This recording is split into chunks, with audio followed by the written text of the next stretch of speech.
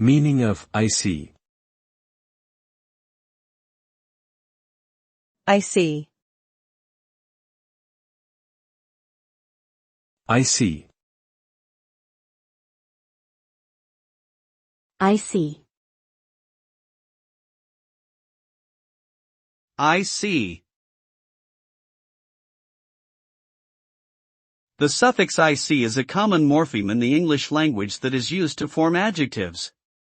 When added to a base word, it often denotes a quality or characteristic associated with that word.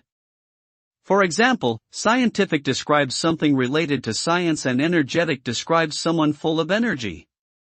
Overall, the ic suffix plays an important role in creating new vocabulary and expanding our ability to describe the world around us.